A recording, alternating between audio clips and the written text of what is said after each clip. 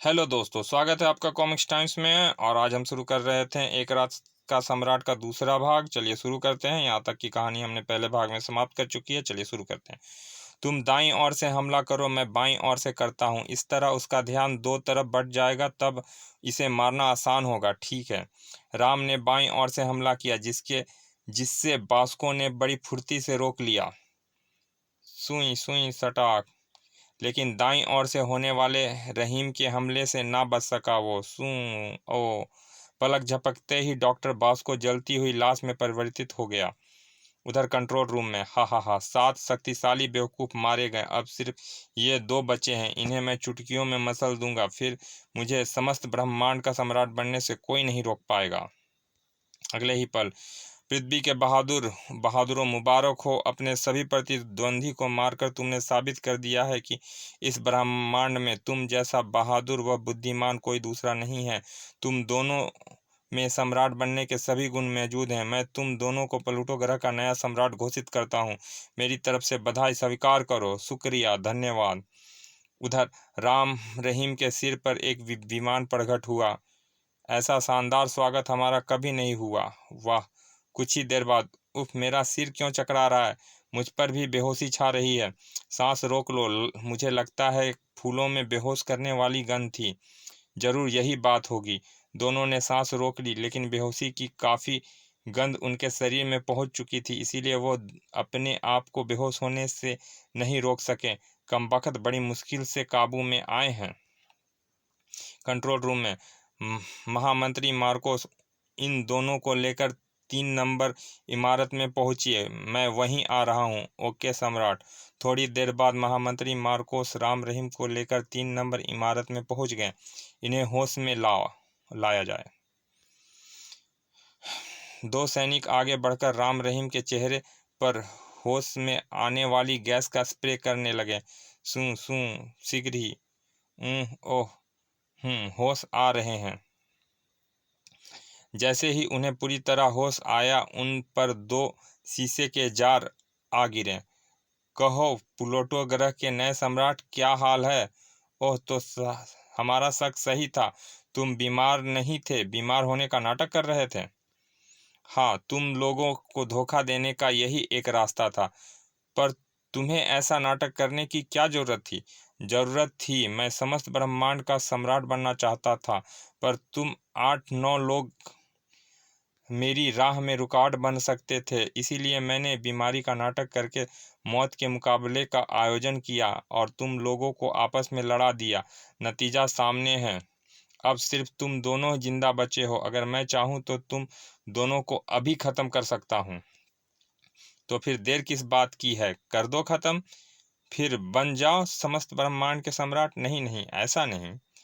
मैं तुम दोनों को जिंदा रहने का एक मौका देना चाहता हूँ। यह तो बड़ी खुशी की बात है। हमें हमें करना क्या होगा। हमें जिंदा रखने के पीछे तुम्हारा कोई ना कोई मतलब तो होगा ही। हाँ, तुम दोनों मेरे साथ मिल जाओ और ब्रह्मांड जीतने में मेरी सहायता करो। मैं वादा करता हूँ, ब्रह्मांड का सम्राट बनने के बाद पृथ्वी की सारी जिम्मेदारी तुम दोनों को सौंप दूंगा। फिर तो तुम निसंदेह ग्रेट हो। लेकिन वाह, क्या बात है। लेकिन बेटा, ब्रह्मांड का सम्राट बनना तो दूर, हम तुझे प्लूटो ग्रह का सम्राट भी नहीं रहने देंगे। क्या सोचने लगे। लेकिन प्रस्ताव तो आपका बहुत अच्छा है सम्राट का रूपा। फिर भी हमें सोचने का कुछ समय दीजिए। ठीक है, सुबह तक सोच लो। पर एक बात याद रखना, इनकार का मतलब मौत होगा। आप चिंता ना करें सम्राट, हमारा फैसला आपके ही हक में होगा। सुबह होने से पहले ही हम सारा खेल पलट देंगे। गुड, इसी में तुम दोनों की भलाई है। महामंत्री मार्कोस, इनका खास ख्याल रखिए। आप चिंता ना करें सम्राट। पहले तो यह जार से ही आज़ाद नहीं हो पाएंगे, और अगर किसी तरह हो भी गए तो बाहर इनके स्वागत के लिए काफ़ी सैनिक मौजूद हैं। तो चलिए, इन्हें आराम से सोचने दीजिए।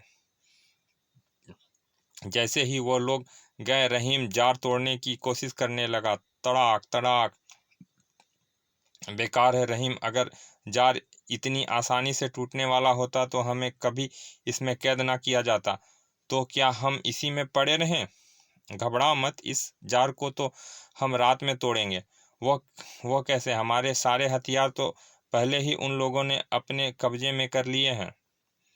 शायद तुम भूल रहे हो, जो स्पेस सूट हम पहने हुए हैं वो प्रोफेसर अंकल का बनाया हुआ है, और इसकी ब्लेड बड़ी कारमाती है। ओह, मैं तो सचमुच भूल गया था। याद आ गया है तो खामोश रहो और रात होने का इंतजार करो। रात में राम ने अपनी बेल्ट में लगा एक बटन पुश किया, पिट सू सू, लेकिन जार पर उन किरणों का कोई असर ना हुआ। राम ने दूसरा बटन दबाया, सू सू, लेकिन उसका किरणों का भी जार पर कोई प्रभाव नहीं हुआ। लगता है जार किरण प्रूफ है, यह टूटने वाला नहीं है। घबरा मत, अभी चक्र है हमारे पास। राम ने एक और बटन पुश किया, बेल्ट के बकलस से एक चक्र निकला और जार को काटने की कोशिश करने लगा। किर किर, अगर चक्र भी जार को नष्ट ना कर पाया तो क्या होगा?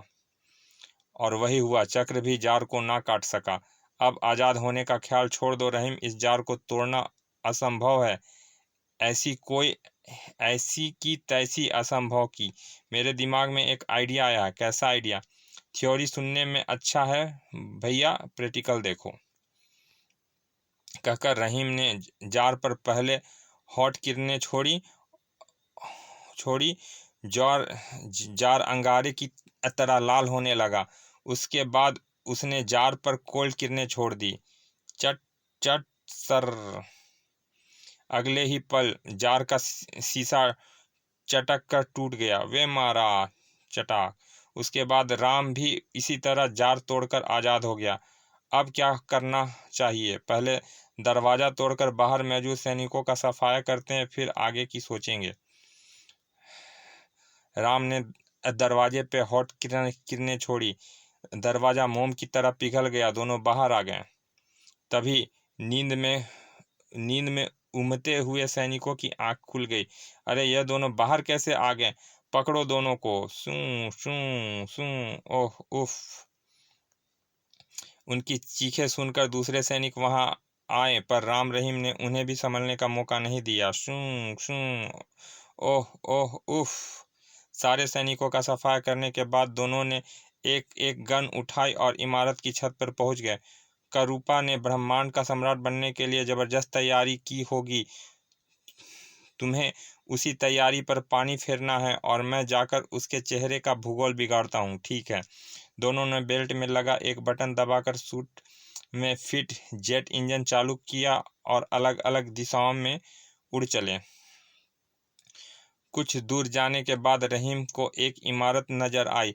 कोई खास इमारत लगती है। अभी इतने सैनिक पहरा दे रहे हैं, अभी कहर बरसाता हूँ इन पर। अगले ही पल सू सू सू, तड़ाक। ओह हाय।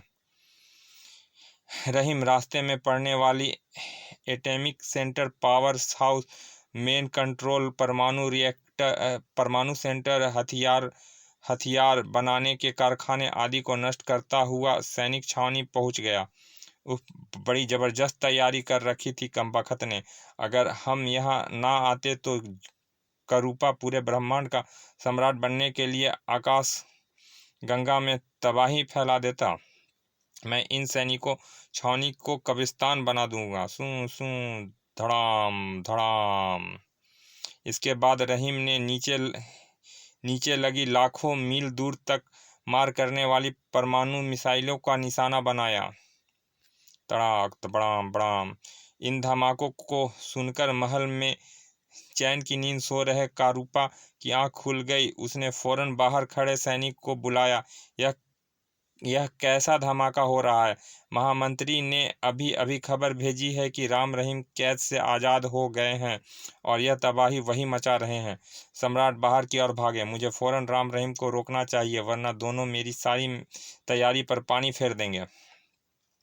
वह महल की छत पर पहुंचा। यहाँ तो बिल्कुल सन्नाटा है। सारे सैनिक कहाँ चले गए? यान पर सवार होकर चारों तरफ का निरीक्षण करता हूँ। जैसे ही यान के पास पहुंचकर सम्राट करूपा ने दरवाज़ा खोला। आओ आओ सम्राट करूपा, मैं तुम्हारा ही इंतजार कर रहा था। तो तुम यहाँ तक कैसे पहुंच गए? किसी ने तुम्हें रोका नहीं? तुम्हारे सेनापति, महामंत्री और बहुत से सैनिकों ने मुझे रोकने की कोशिश की थी, पर रोक नहीं सके थे। मैं उन्हें नर्क का रास्ता दिखाता हुआ बड़े आराम से यहाँ तक पहुँच गया था। देखो राम, मेरी बात मान लो, मेरे साथ मिल जाओ, हम मिलकर ब्रह्मांड को जीत लेंगे। तब मैं तुम्हें आधा ब्रह्मांड दे दूंगा। फिलहाल तो मैं तुम्हें मारकर प्लूटो ग्रह का सम्राट बनने के मूड में हूँ। मुझे मारना इतना आसान नहीं राम, मेरी हड्डियों में अभी बहुत ताकत है।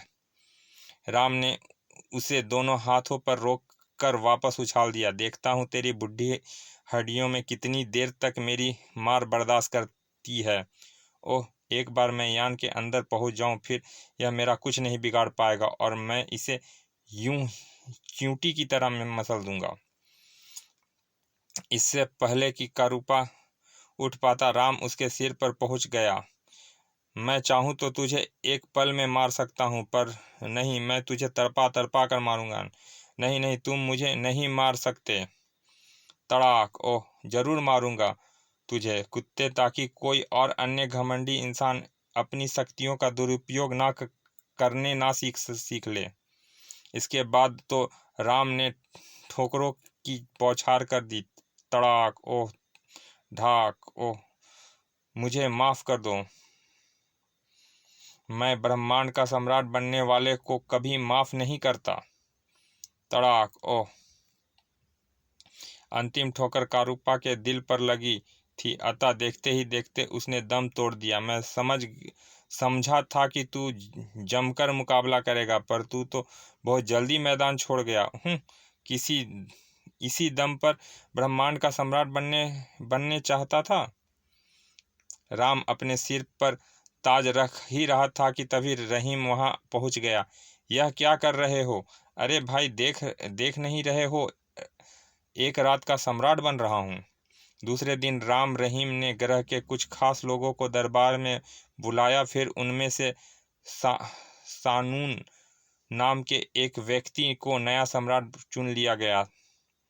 आज से तुम इस ग्रह के नए सम्राट हो श्रीमान सानून।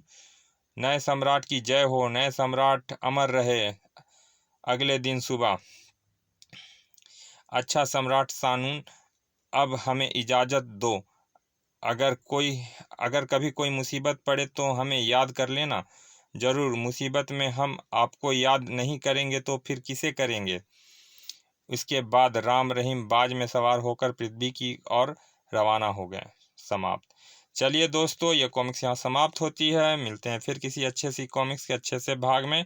और तभी अभी तक आपने हमारे चैनल को सब्सक्राइब नहीं किया तो प्लीज़ सब्सक्राइब कर दें, ताकि हमारा नए नए अपडेट तुरंत आप तक पहुँच सके। चलिए मिलते हैं फिर किसी अच्छी सी कॉमिक्स के अच्छे से भाग में। तब तक के लिए धन्यवाद, विदा।